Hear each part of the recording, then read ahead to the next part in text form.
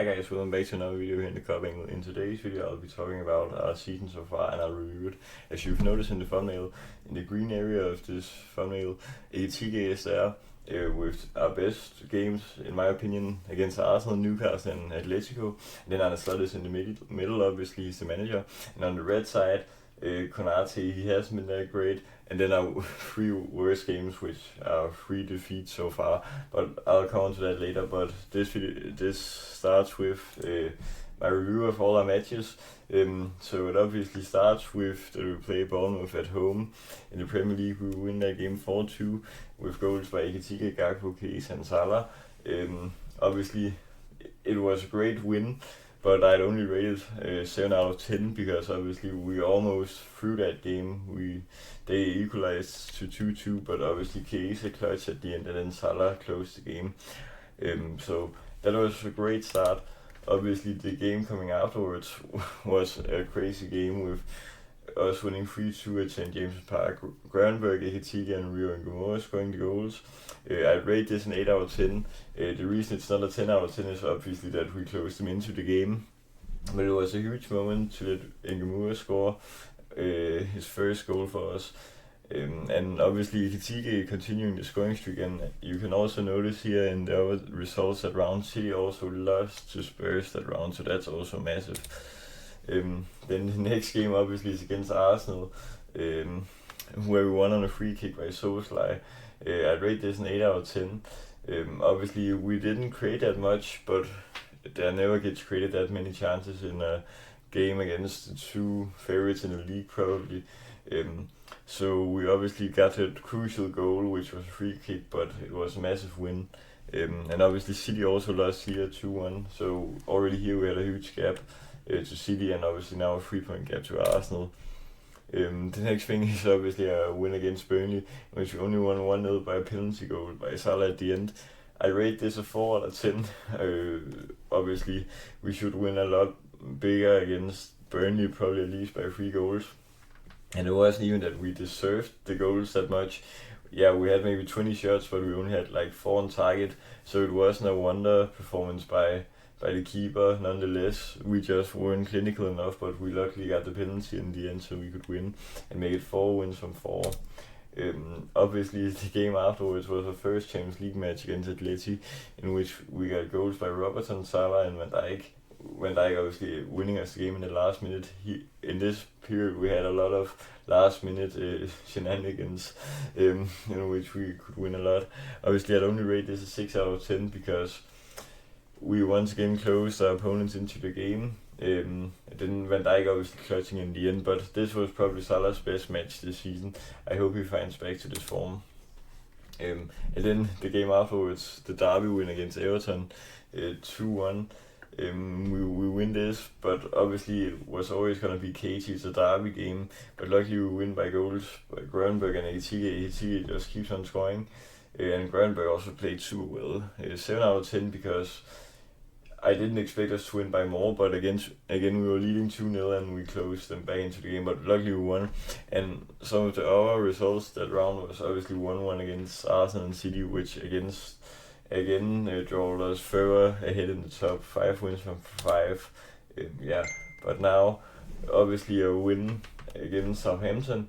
It was not that great of a win. Obviously we got that first Isak goal. Obviously it first came here in the Carabao Cup. Finally got onto the team, and Ekitike scored as well. But I'd only rate this a 5 out of 10 because Ekitike also got a suspension because he made that celebration, and we also should probably be winning more against Southampton.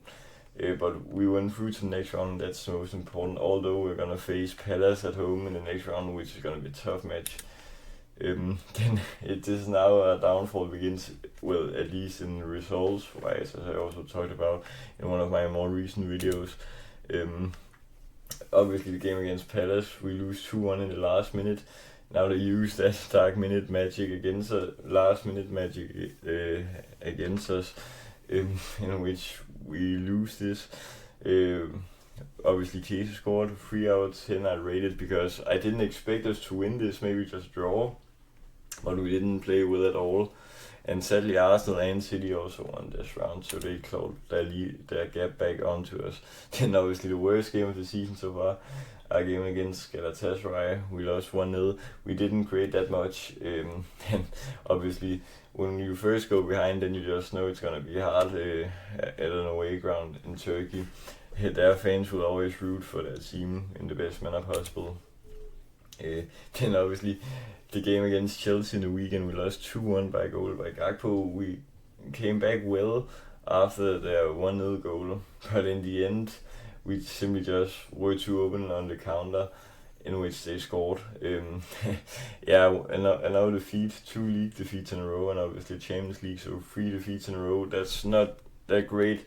Now obviously there comes an international break to rest our players, or will it just demands more of them because they're going to the national team, but it can reset the players' mentality, and I think that is needed for once, because we always hate the international breaks normally, but I think now is a great time for it to come.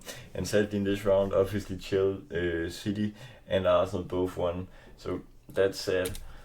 But obviously now I'll go into some of the good points of the season so far. And we brought a lot of great talent in. Tige, Frimpong, Isak, Kyrgyz, Leone, which sadly got injured. I'm so sad for Leone. He was so great in that match. Actually, he played super well against Chelsea actually. Pexi, a great backup keeper. Wirtz, super talent if we play him right.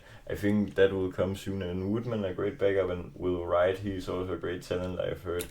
And then another great thing is that we finally have 2 great strikers, and obviously it's at the same time, which just makes it even better, because you could argue we have another great striker at the club since Suarez. Obviously Firmino you could class as striker, but I'd more claim him as a false 9. So if it was to be out and out 9s, then I'd say Tige and Isak is so great to have at the club, and it's definitely something we missed in the era with Darwin Núñez up front. So that's definitely a great point. Now we just need the attack to combine well and get Salah up and running, obviously, and then also the midfield, but I'll come on to that later. A great thing is, despite this bad patch of form we're in, we're still number 2 in the league, but a bad thing is obviously that now from City to Arsenal, there's only 3 points, so that means one result can change the trajectory of the 3 big clubs, which are Arsenal, Liverpool and City in the league right now. So considering we had an 8-point gap to City and a 5-point gap to Arsenal, that's just shrimped now. Obviously we're behind Arsenal and just ahead of City, so we need to build that momentum back. Now I've got some bad or disappointing factors. So the first thing is obviously the defensive problems. I have touched upon this in my recent video with defensive problems, and I've reused the screenshots here, but obviously Kyrgyz simply doesn't know to hit the balls away in these high momentum situations, and I don't hate on him for that. I just think we need to position him better. And then obviously Konate hasn't been great either, but it's not just a defensive problem, it's also the thing that I've talked about loads a lot beforehand, is obviously this with opening the games up for opponents in the games in which we've led 1-0 and 2-0. We simply need to stop doing that. And then another bad thing is probably a midfield. It isn't gelling as much as it was last season, and the 2 bad players so far in the midfield this season, and it hurts me to say, it's obviously Wirtz and McAllister. I simply haven't seen that much of him this season, but I know he has the class and he can come back onto a great streak. And Wirtz obviously probably just needs the tactical understandings while coming here to a new club, but I will give them both time because I know they both have an immense talent. And then now I have some general stuff. And then some of my thoughts. Here's my best player, and maybe also another candidate. My best player obviously is Tige. A lot of people doubted him, but I think he's done brilliantly. Probably a 9 out of 10 if I was to rate him, because I think that red card just dragged him a grade down, because it maybe cost us the game against Palace. You probably never know because he wasn't there, obviously, because of his suspension. And another great player, probably a second best player this season, is Soboslai. Not only that clutch goal against Arsenal, but his defensive displays at right back also has been very, very great. So I'm very happy for him, because a lot of people thought he didn't have a place in the team after we brought Wirtz in to the camp. But Arne Slot has found a very great way to implement him, and I'm so happy for him. And here are some players which haven't had the best season so far. Obviously Salah, we can't come without it. Obviously last season, probably the best Prem season ever statistically, with 47 goal involvements, as I remember. And now it hasn't been the best start. He's found some great passes in the last few rounds, but his finishing just lacks. Wirtz made a brilliant pass just after coming on in the second half against Chelsea, in which Salah just misses a very, very great chance. We just need that killer instinct back in Salah, but we all know he has the class, so it will come, I'm sure. And then Konate, obviously, he's cost us a lot defensively, and not just some errors in the goals, but he's also just shot the ball away and given the possession away, in which opponents could rebuild a new attack, and that just needs to stop if we are gonna be competitive, at least in defense this season, because we can't just rely on our attack scoring 3 goals every game. We also need to get some clean sheets on the board. And then my general thoughts, I'd say I'm quite happy that we're only 1 point behind, because we haven't played that great to be number 2 in my opinion. But obviously we had some great moments in which we've scored late and won late. And I'm quite happy for all our new players, because I know we can implement them all. There have been some maybe disappointing players so far, but I just think Arne Slot needs to make his final plan, and then it'll all be good. But yeah, that was all for today's video, guys. I hope you enjoyed. Remember to like, subscribe, and share for all little fans. Till next time, peace.